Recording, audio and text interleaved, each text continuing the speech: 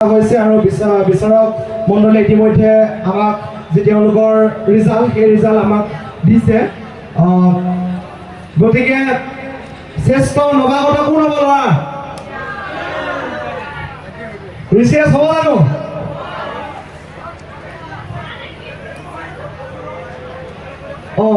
শ্ৰেষ্ঠ নৱাগত পাইছে ঋষিৰাজ মৰাণ। মই ঋষিৰাজ মৰাণক মঞ্চলৈ আহিবৰ বাবে অনুৰোধ জনাইছোঁ।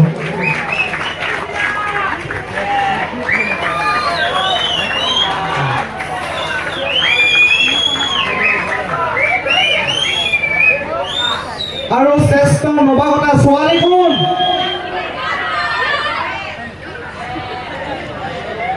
লাকি মৰাণ। তাইক মঞ্চলৈ আহিবৰ বাবে অনুৰোধ জনাইছোঁ। ক্ষমা কৰিব, লাকি বৰুৱা। তাইকো মঞ্চলৈ আহিবৰ বাবে মই অনুৰোধ জনাইছোঁ। আৰু মই ছাত্ৰ সভাৰ বিষয়ৰ বাবে আপোনাক সাজু কৰিবৰ বাবে অনুৰোধ জনাইছোঁ। মই ঋষিৰাজক সন্মুখলৈ আহিবৰ বাবে অনুৰোধ জনাইছোঁ।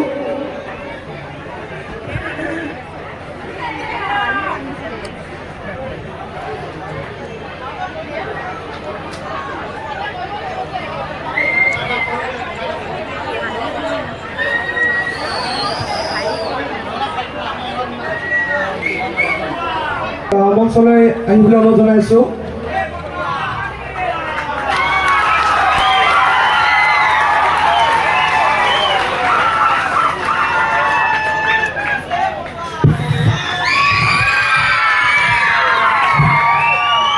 মই শ্ৰেষ্ঠ নৱাগত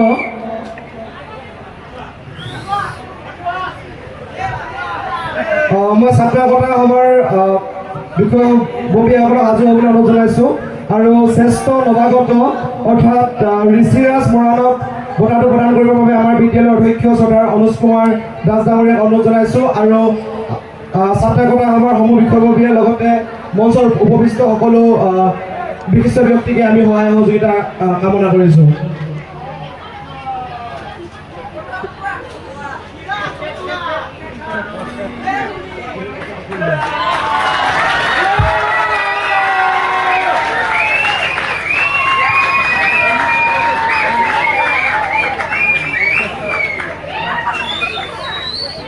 ঋষিৰাজ মৰাণ আমাৰ বিদ্যালয়ৰ অধ্যক্ষ শ্ৰদ্ধাৰ অনুজ কুমাৰ দাস ছাৰে বঁটাটো প্ৰদান কৰিব।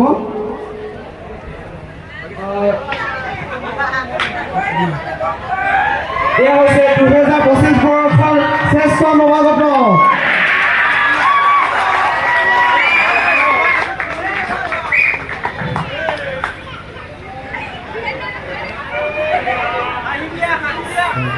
ইয়াৰ পাছতে শ্ৰেষ্ঠ নৱাগতা অৰ্থাৎ লাকি বৰুৱাক বঁটাটো প্ৰদান কৰিবৰ বাবে আমাৰ বিদ্যালয়ৰ উপাধ্যক্ষ শ্ৰদ্ধাৰ দিগন্ত মৰাণ ছাৰক অনুৰোধ জনাইছোঁ।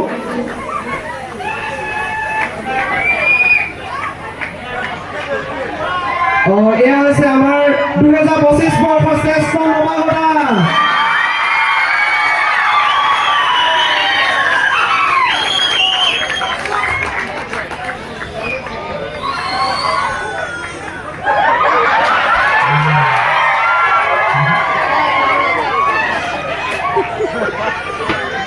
এতিয়া